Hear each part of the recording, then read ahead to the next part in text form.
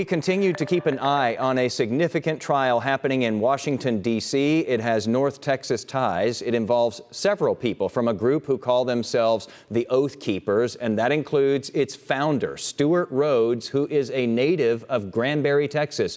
Rhodes is facing seditious conspiracy charges for his role in that deadly January 6th insurrection at the Capitol. Joining us once again live this afternoon from our nation's capital is Jordan Fisher, who is an investigative reporter from our sister station there in D.C. Jordan, thanks for being with us again here this afternoon. Yep, happy to be here, of course. So you have been in court all week long following this one. There have been a lot of developments here.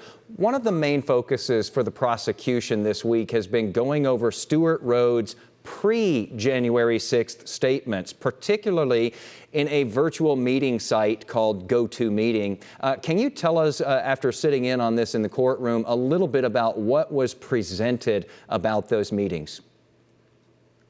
Yeah, so, as we talked about last time I was here, this is a conspiracy case. There are 3 conspiracies alleged here, and the key to any conspiracy prosecution is showing the defendant's intent, showing what was in their mind.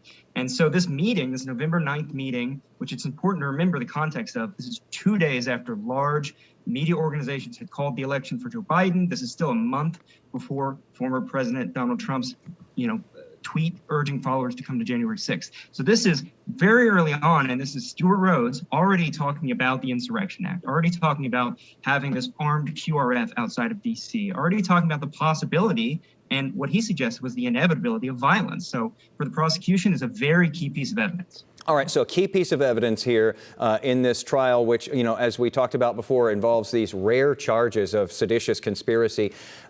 Focusing in on those meetings, though, did the prosecution here, sort of dive in specifically on any of Rhodes' statements in particular? And was there any rebuttal by his attorneys to that? There were 3 different witnesses called today, all 3 former members of the Oath Keepers. One named John Zimmerman, who was a North Carolina county level leader. He talked about how he joined the Oath Keepers because he believed this was a community response type organization. He had a history in disaster response. He said he bought into that hook, line, and sinker. He winds up going to this, what was called the Million MAGA March with Stewart Rhodes and the Oath Keepers in November in D.C. And there he says that Rhodes told him that they should have dressed up like elderly individuals, like parents who were pushing strollers in a way to bait Antifa, because he said that would allow them to give them a beat down. That's something they really focused on, again, showing sort of Stewart Rhodes' mindset. Let's talk about the FBI agent who took the stand this week. Can you sort of give us a quick summary of some of his testimony? Yeah, Special Agent Michael Palin, he's the case agent, one of the lead investigators. He has been used to introduce so much of this communication evidence, the GoToMeeting, just tons of electronic messages on Signal and things like that.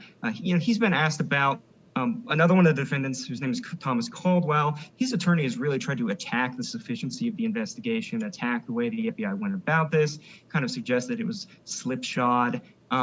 Multiple defense attorneys have asked him, tried to get him to say that there wasn't any evidence of a plan to attack the Capitol. They've really attacked this QRF thing, the Quick Reaction Force that was stationed outside of D.C., saying, what was that really for? The Oath Keepers argue it was for in case they were attacked, so that they could have backup, not to do anything untoward. This is, of course, because of what happened on January 6th, one of the most, momentous cases that we've seen in a while. We know that there's been a lot of evidence presented, a lot of testimony just in this first week, and we're expecting this for several weeks. So we might have to tap you again as we make our way through this trial. Jordan Fisher, investigative reporter at WUSA, our sister station in D.C. Thank you so much for bringing us up to speed again this afternoon. Absolutely, anytime.